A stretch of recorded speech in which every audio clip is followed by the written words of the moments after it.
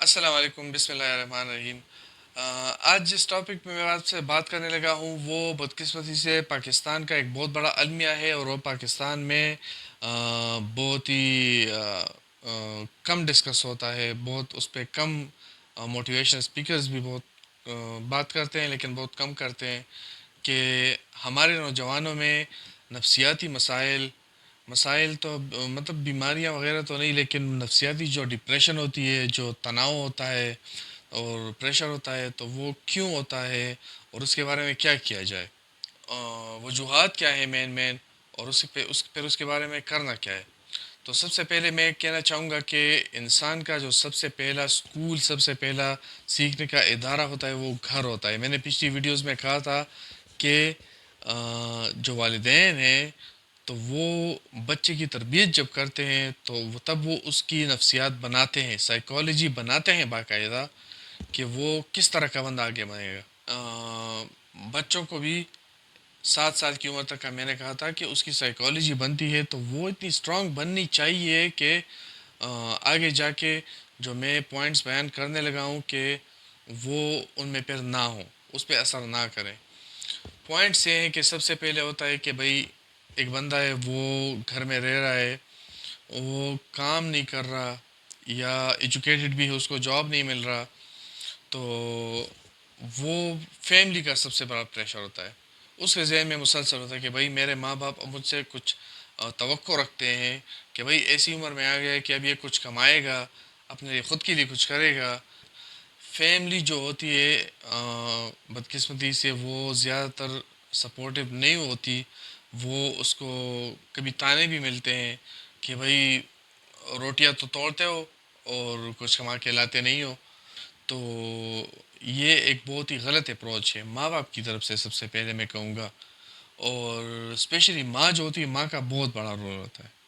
ٹھیک ہے، باپ ایک پریکٹیکل رول ماڈل ہوتا ہے، لیکن ماں سکھاتی ہے، ماں سب سے پہلے ٹیچر ہوتی ہے، تو وہ اس کو سکھاتی ہے کہ تم نے کتنا مضبوط ہونا ہے ذہنی طور پہ۔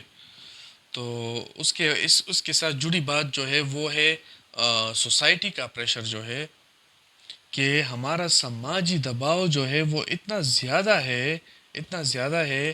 ایک تو ہمارا میں کہوں گا بدقسمتی سے پاکستان کا ہمارا قومی ہماری ہابی یہی ہے کہ دوسروں کے کام میں کام رکھنا۔ تو لوگ بہت بہت ہر کسی کو جج کرتے ہیں، ہم لوگ بہت ججی ہیں، کہ جو بہت سارے ایسے واقعات ہوئے ہیں کہ سوسائٹی کی پریشر کی وجہ سے سوئسائڈز بھی ہوئی ہیں، خودکشیاں بھی ہوئی ہیں۔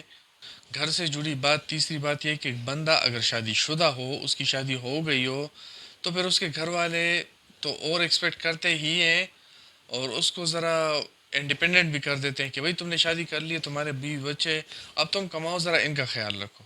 ٹھیک ہے، کیونکہ کب تک باپ کماتا رہے گا، کب تک؟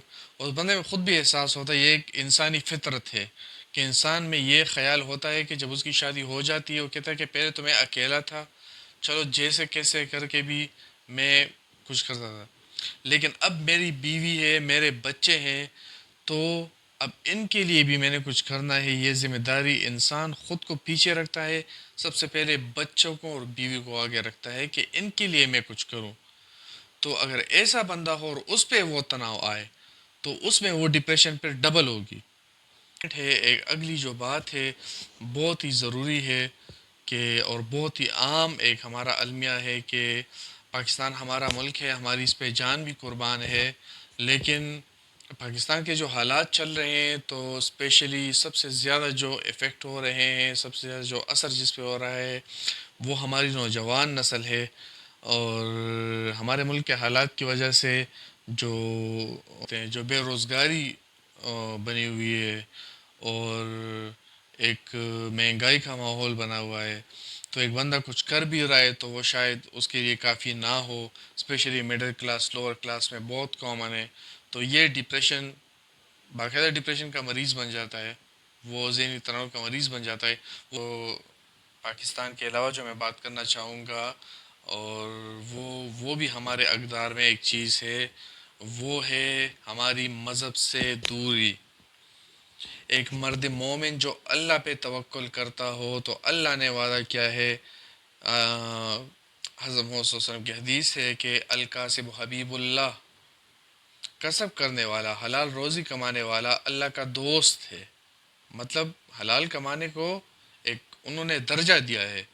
تو مشورہ میں یہ اس وقت پہ دینا چاہوں گا کہ آپ بے شک تھوڑا کمائیں، حلال کمائیں، اللہ اس میں خود برکت ڈالے گا. اللہ نے وعدہ کیا ہوا ہے، اور اللہ کبھی بھی قطعاً بھی، میرا ایمان ہے کہ اپنے وعدے کی خلاف ورزی نہیں کرے گا.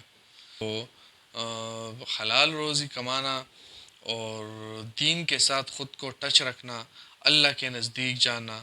حضرت محمد صلی اللہ علیہ وسلم کی سیرہ جو ہے وہ ہمارے لیے ایک مثال ہے. ہمارے صحابہ کرام کی سیرہ جو ہے وہ ہمارے لیے ایک اللہ نے ایک پیکج بنا کے دیا ہوا ہے. ساتھ میں قرآن ملائیں تو ایک پورا ہمارے لیے مینول ہے، اس میں سب کچھ ہے. آپ زندگی کا کوئی بھی سوال اٹھا کے دیکھیں، اس کا جواب آپ کو مل جائے گا. آپ ترجمے کے ساتھ قرآن ذرا پڑھ کے دیکھیں، آپ حیران رہ جائیں گے. آپ کہیں گے باقاعدہ اللہ مجھ سے مخاطب ہے. ہمارے جو ریلیجس کلیرکس ہیں، جو علماء تو الگ کیٹیگری کے لوگ ہیں، شیخ الحدیث ہیں ہمارے، مطلب ایسے موٹیویشنل اسپیکرز بھی ہیں، اور ہمارے علماء بھی ایسے ہیں جو بہت صحیح بات کرتے ہیں، صحیح بات کنوے کرتے ہیں. لیکن ہمارا جو ایک عام ایک ایسا بندہ جو خود کو مولوی کہتا ہے، ٹھیک ہے، اور کہتے ہیں بس بھائی 5 وقت کی نماز پڑھو اور بس تم جنتی ہو گئے ہو. کیا ہے بھئی؟ یہ تو سکھاؤ کہ قرآن کے اندر لکھا کیا ہے، اللہ نے بھیجا کس لیے ہے. یہ تو ایک مینول ہے، جس طرح ایک مشین کے ساتھ مینول آتا ہے کہ اس کو آپریٹ کیسے کرنا ہے، تو انسان کو خود آپریٹ کیسے کرنا ہے، یہ قرآن مجید میں سارا مینول میں موجود ہے.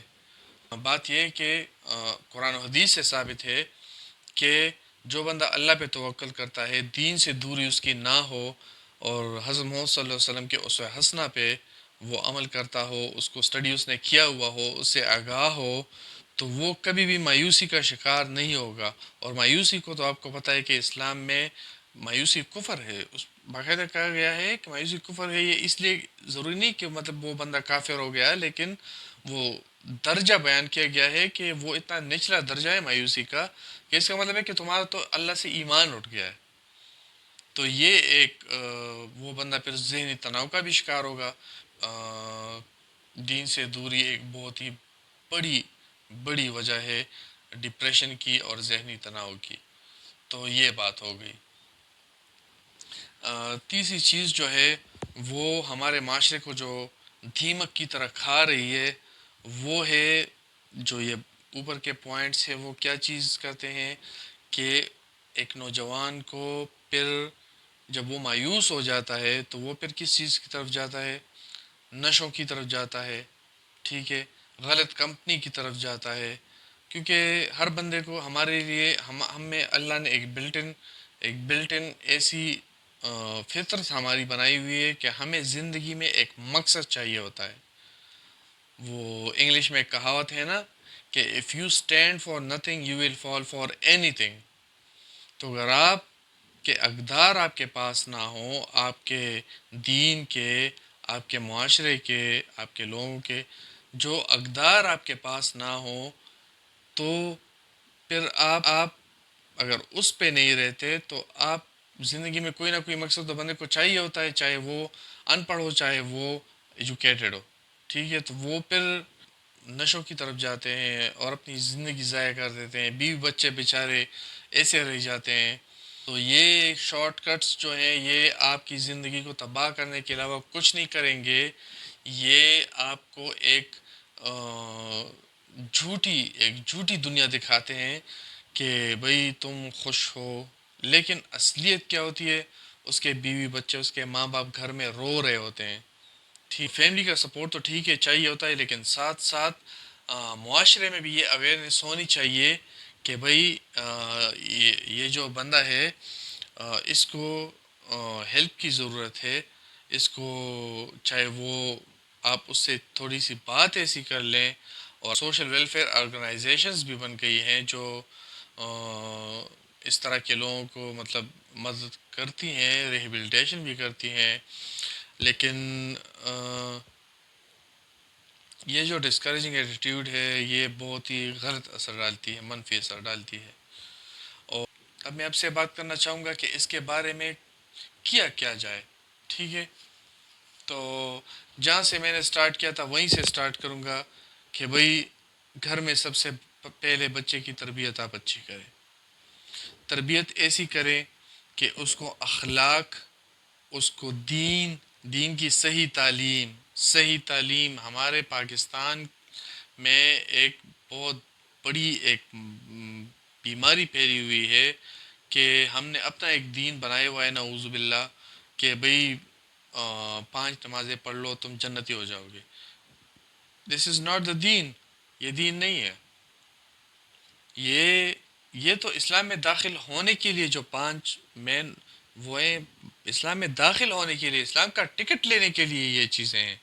اسلام میں آگے جا کے آپ نے کیا کرنا ہے وہ اصل چیزیں ہیں، تو وہ سکھانی بہت ضروری ہے۔ اور یہ سب سے بڑی ذمہ داری بنتی ہے ماں باپ میں سے ماں پہ، جو سٹارٹ میں بچے کی جو ٹیچنگ ہوتی ہے وہ کرتی ہے ماں، اس کے بعد پھر اسکول اور ٹیچرز اور وہ سب کچھ آتے ہیں۔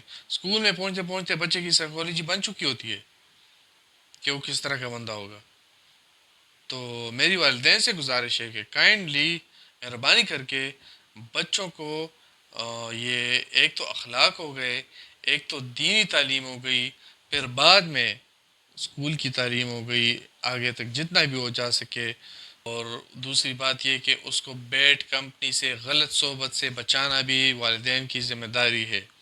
اگر والدین توجہ نہیں دیں گے، اگر والدین اس کو نگلیکٹ کریں گے تو وہ کیا کرے گا، بچہ پھر اپنے لیے راستہ ڈھونڈے گا، اور اپنے لیے جب وہ اس ایج میں راستہ ڈھونڈتا ہے اس عمر میں تو وہ کبھی صحیح نہیں ہوتا۔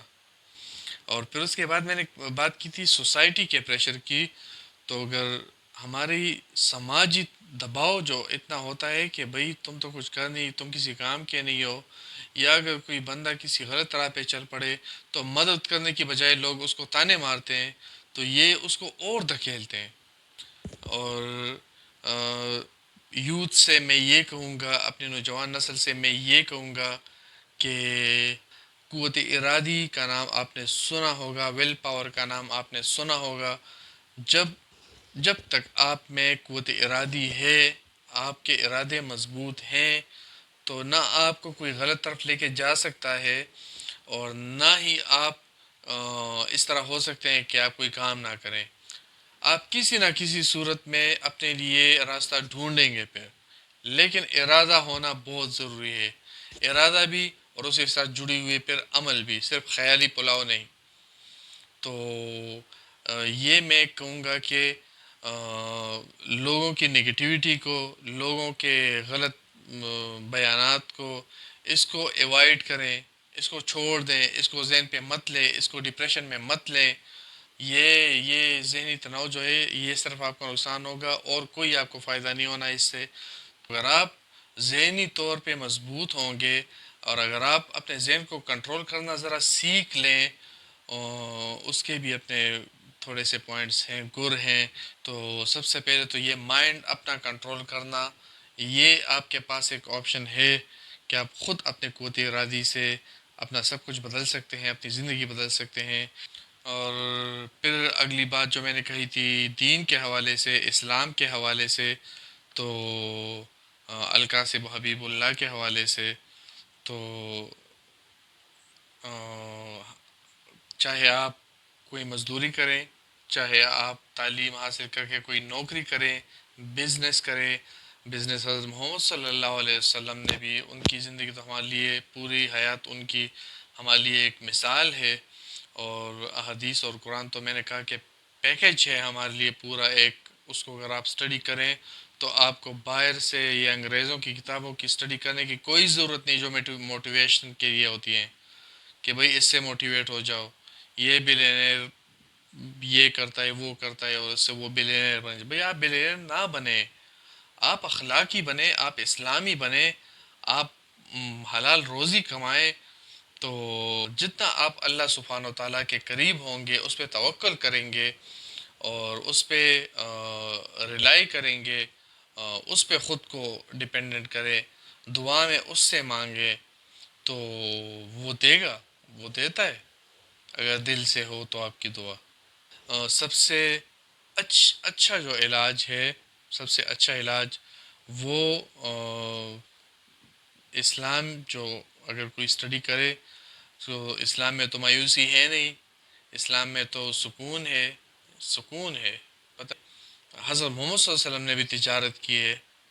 تجارت کیوں کی؟ ان کو دنیاوی چیزوں سے کوئی چیز، کوئی لین دین، دنیاوی چیزوں کے ساتھ کوئی انٹرسٹ نہیں تھا، لیکن ہمارے لیے ایگزامپل بنانے کے لیے، ہمارے لیے مثال قائم کرنے کے لیے انہوں نے کیا کیا؟ انہوں نے خود بھی تجارت کی کہ بھئی تم کرو، اللہ کے ہاں تو کوئی حد نہیں ہے، اور آپ کو ذہنی سکون بھی ہوگا۔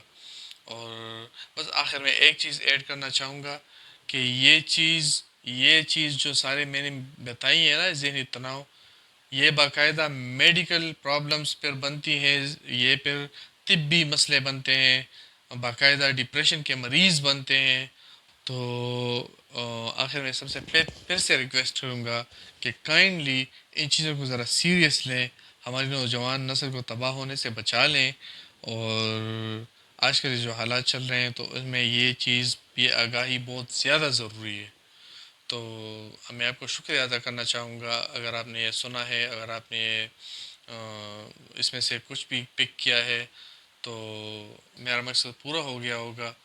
تو اللہ سب کو خوش رکھے، اللہ سب کو کامیابی بھی دے، اور سب سے پہلے میں کہوں گا کہ اللہ والدین کو بھی توفیق دے کہ وہ اپنے بچوں کی اچھی تربیت کرے، اور اللہ ہمارے لوگوں کو بھی ہدایت کرے کہ وہ لوگوں کو جج کرنا بند کر دیں، کوئی بھی آپ کام کریں حلال طریقے سے کریں، ایمانداری سے کریں، تو عزت بھی آپ کی، اور اسلامی اقدار پہ چلیں، اس کے مطابق کریں۔ آخر میں کہوں گا کہ دونوں دنیا کے لیے، آپ کے لیے پھر دونوں دنیا کی کامیابی بھی ہے، یہاں کی بھی اور آخرت کی بھی، اور آپ اس سارے ڈپریشن سے بچ بھی سکتے ہیں۔